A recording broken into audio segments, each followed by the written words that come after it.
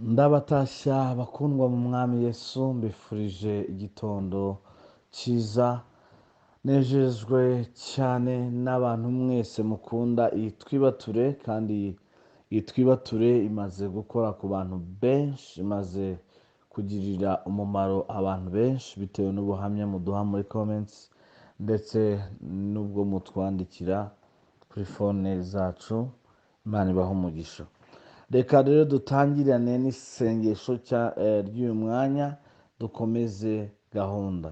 Data, tugushimye ko uri mu ruhande rwacu, sengeye buri muntu wese tubanye muri iyi twibature iki gitondo, ahabwe umugisha, agirirwe neza n'Uwiteka, amen. Rero we tubanye kuri tariki 8, Imana iguhe umugisha. Reka dusome ijambo twihuse, two tugiye gusenga birambuye. Ijambo dusanga muri Zaburi ya 121 umurongo wa mbere kugeza ku wa 3, iryo jambo tugiye gusengeramo. Imana iguhe umugisha. Indirimbo y'amazamuka. Nduburira amaso yanjye ku misozi, gutabarwa kwanjye kuva he? Gutabarwa kwanjye kuva ku Uwiteka waremye ijuru n'isi. Ntazakundira ibirenge byawe ko biteguza. Ukurinda ntahunikira, amen. Iri niryo jambo tugiye gusengeramo muri uyu mwanya. Ahangaha uyu muririmbyi yaririmbye indirimbo ngo y'amazamuka, yavuze ngo nainua macho yangu naiona milima, ndubura amaso nkabona imisozi imbere yanjye. Hari igihe umuntu yubura amaso akabona imisozi. Imisozi isobanuye iki muri sisiteme ya Bibiliya? Imisozi isobanuye ibigeragezo. Imisozi isobanuye intambara. Hari ijambo rivuga ngo wa musozi we wiyita nde?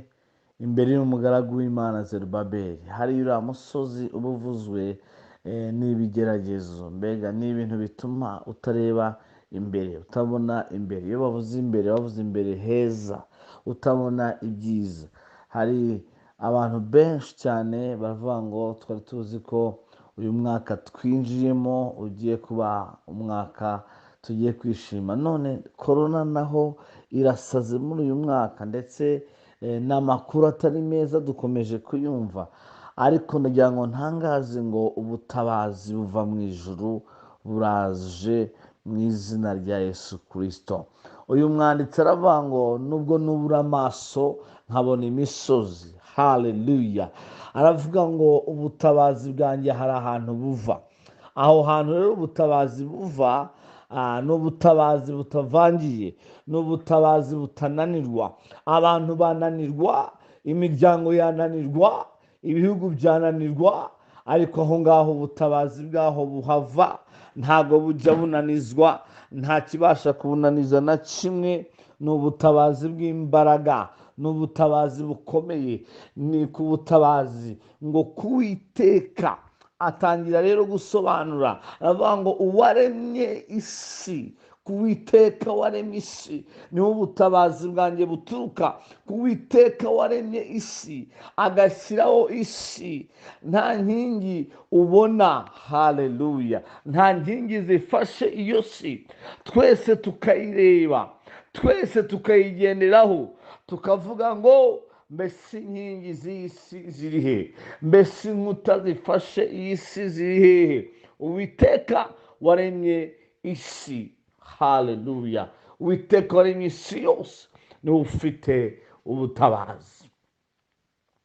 Tugiye gusenga muri kino gitondo, tuhamagara ubutabazi, ndetse n'umuntu wese udukurikiye yinjira mu butabazi bw'Uwiteka. Aravuga ngo gutabarwa kwanjye kuva ku Uwiteka.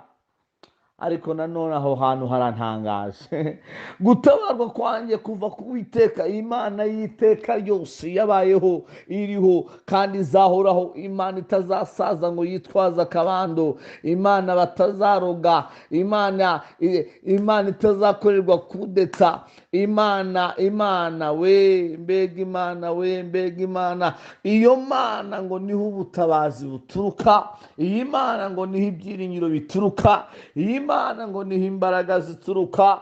Ndagira ngo dusengane muri kino gitondo, ndagira ngo duhamagare Imana muri twibature mu izina rya Yesu Kristo. Hamagara ubutabazi bwawe, duhamagara ubutabazi bwawe muri family yawe, duhamagara ubutabazi mu bana bawe, duhamagara ubutabazi mu misengere yawe, duhamagara ubutabazi buturuka ku Uwiteka. Hari ubutabazi buturuka ku Uwiteka, hari ubutabazi bw'imbaraga, hari ubutabazi bw'ubutsinzi, hari ubutabazi bw'amavuta adasanzwe, hari imigozi iri gucika, hari imivumo irimo ivaho mu izina rya Yesu Kristo. Mwitinya, mwihagarika umutima. Mu ijuru hari imbaraga zikiza indwara zose, mu ijuru hari imbaraga zivanaho ibyorezo byose, mu ijuru hari imbaraga zivanaho amadeni yose.